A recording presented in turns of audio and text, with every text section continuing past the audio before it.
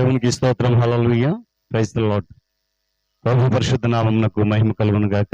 క్రీస్తునందు ప్రియులారా, దేవుడు తన మహాకృపను బట్టి మనకు నూతన ఉదయ కాలంలో వేకువన లేచి ఆయన నామాన్ని స్తుతించగలిగే చక్కటి శ్రేష్టమైన అవకాశాన్ని మనందరికీ అనుగ్రహించినందును బట్టి ప్రభు పరిశుద్ధ నామానికి ఘనత, మహిమ, ప్రభావం కలుగును గాక. క్రీస్తునందు ప్రియులైన దైవజనులు, స్నేహితులు, విశ్వాసులు, సహోదరి సహోదరులు, ఈ కార్యక్రమాన్ని వీక్షిస్తున్న బిడ్డలందరికీ యేసు నామములో శుభాభివందనాలు తెలియజేస్తున్నాను. మీరంతా బాగున్నారు కదండి?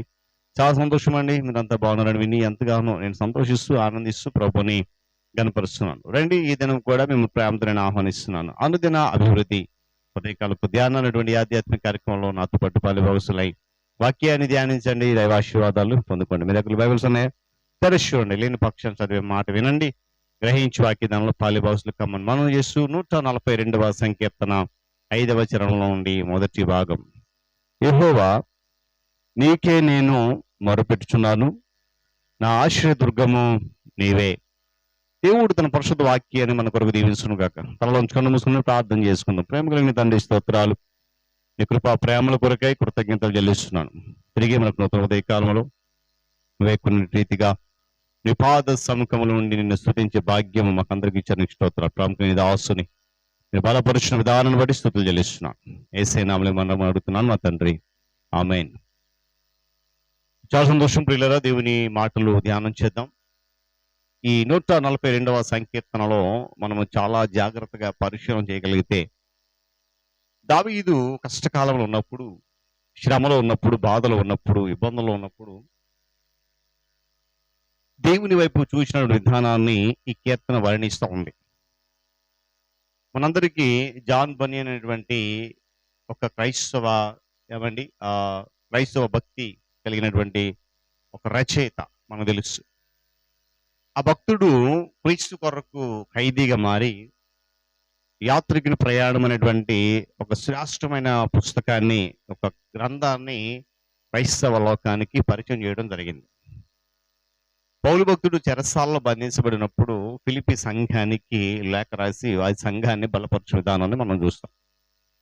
ఈ 142వ సంకీర్తన కూడా దావీదు ప్రాణభయముతో పారిపోతూ అదుల్లాము గుహలో తలదాచుకొని అక్కడ నుండి రాసినటువంటి శ్రేష్టమైన కీర్తనగా వర్ణిస్తూ ఉంది. దావీదు దేవుని యందు భయభక్తులు గలవాడుగా మనం చూస్తున్నాం. శ్రమలలో, సంతోషములో దేవుని వెంబడించేవాడు ధన్యుడు అని వాక్యం చెప్తా ఉంది. దావీదు శ్రమలో ఉన్నప్పుడు అదుల్లాము గుహలో దాక్కున్నాడు. మొదటి సమూయేలు గ్రంథంలో ఈ మాటలు ఉంటాయి.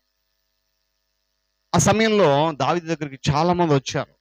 ఇబ్బందుల్లో ఉన్నవారు, ఆ తర్వాత అప్పుల బాధల్లో ఉన్నవారు, అసమాధానం కలిగినటువంటి పరిస్థితులు ఉన్నవారు, ఇలా చెప్పుకుంటూ పోతే చాలా మంది, ఇంచుమించుకు 400 మంది దావీదు దగ్గరకు చేరిన సందర్భాన్ని మనం చూడవచ్చు సమూయేలు మొదటి గ్రంథంలో.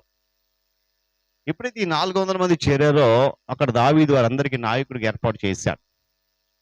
అయితే ఆ అదుల్లాము గుహ అనేది పైకి చూడడానికి చాలా చిన్నదిగా ఉంటది, కానీ ఆ లోపలికి వెళ్తే అది చాలా విశాలమైనటువంటిది. అయితే నేటి దినాల్లో మనము ఆశ్రయించాల్సింది మనుషులను కాదు, కానీ యేసుక్రీస్తు ప్రభు వారిని ఆశ్రయించాలని ఒక వాక్యం చెప్తాను. ఆనాడు ఆ ప్రజలను రక్షించడానికి దావీదు శ్రేష్టమైన సమర్థుడని చెప్పి ఆ ఇబ్బందుల్లో, శ్రమలో ఉన్న ప్రతి ఒక్కరికి కూడా దావీదు చెంతకు చేరి, ఈరోజు నీవు నేను క్రీస్తు చెంతకు చేరాలని వాక్యం చెప్తా ఉంది. చూడండి, ఆ గుహ లోపల చాలా విశాలమైన గుహ. ఆ గుహలో ఉన్నప్పుడు పిల్లగా దావీదు చూసిన విధానం జాగ్రత్త గమనం చేస్తే ఈ 142వ కీర్తనలో చాలా అత్యుత్తమమైనటువంటి మాటలు రాయపడ్డాయి. వాస్తవానికి దావీదు చాలా గొప్ప పరాక్రమశాలి, యుద్ధ వీరుడు. సింహాన్ని, ఎలుకబండిని, దానితో పాటు శూరుడైనటువంటి గొల్యాతును సహితము సంహరించిన వాడు లేక చంపినవాడు దావీదు. ఎంత బలవంతుడైన దావీదు తనను తాను చూసుకున్నప్పుడు తనలో ఉన్నటువంటి ఒక నిస్సహాయ స్థితిని గమనించగలిగాడు. తనను తాను చూసుకొని, ఏంటి నా నిస్సహాయ స్థితి? అందుకే యెహోవా, నీకే నేను మొరపెట్టుకున్నాను, నీవే నా ఆశ్రయదుర్గం అన్నాడు.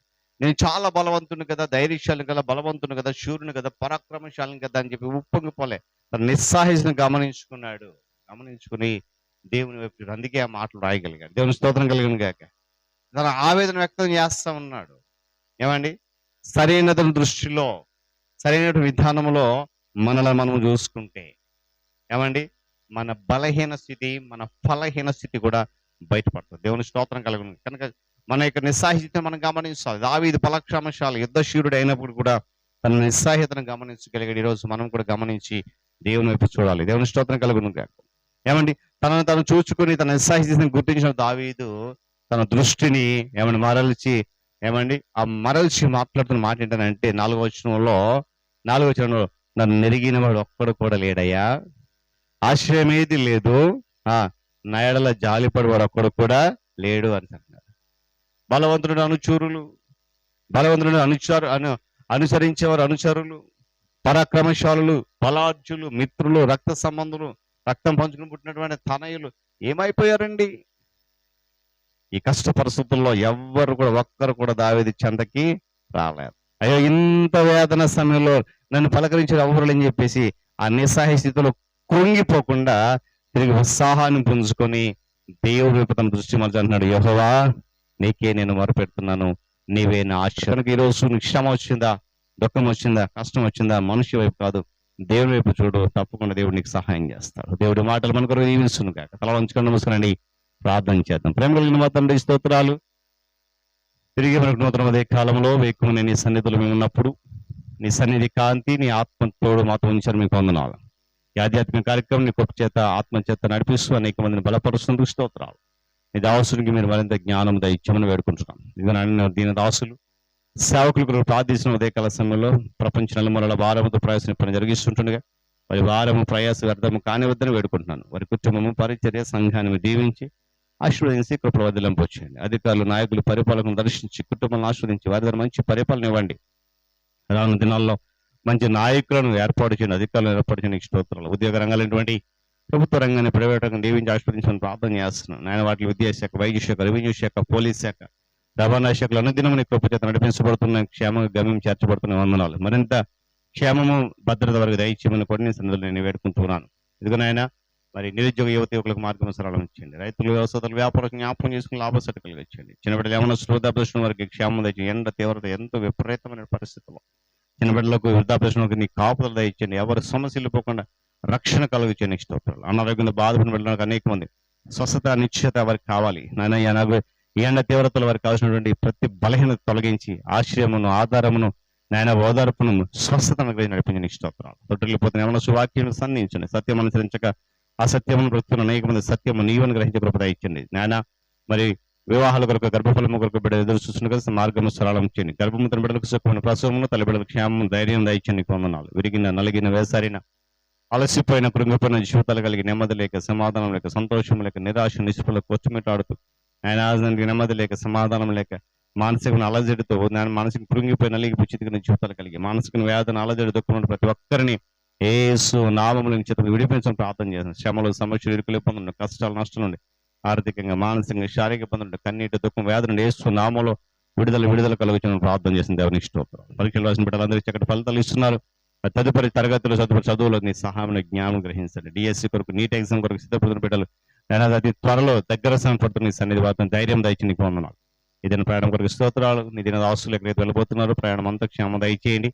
మార్గము సరళం చేయండి. రైతులు, వ్యవసాయాలు, వ్యాపారస్తులు, ఆయనకుల పన్నుపట్లకు, ఆయనకుల కూలిమణులకు, ఆయా శాఖలలో ఉద్యోగ బాధ్యత నిర్వర్తించడానికి వెళ్తున్న వారు, బంధువుల గృహాలకు, స్నేహితుల గృహాలకు, రకరకాల విహారయాత్రలు, రకరకాల శుభకార్యాలు, నాయన అదిగో ప్రతి ఒక్కరి ప్రయాణం క్షేమం దయచేయండి. మన నాయన ఈ ఎండ తీవ్రతలు ఎవరైతే ప్రయాణం చేస్తున్న ప్రతి వాహనాన్ని మీ స్వాధీనం అందుకుని భద్రత దయచేయండి. నూతనంగా జన్మదిన బిడ్డలు ఇచ్చిన దయాగ్రీడను దీవించి ఆశీర్వదించండి. వివాహ దినం జరుపుకున్న బిడ్డలు దాంపత్య జీవితం ఆశీర్వాదాలు కొనబడించండి. పితరులను జ్ఞాపకం చేసుకున్న ఆదరణ, ఓదరపు నిరీక్షించి నడిపించమని వద్దలింపండి.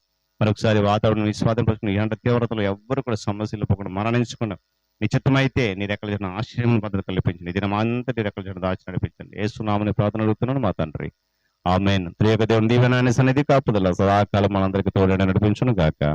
ఆమేన్.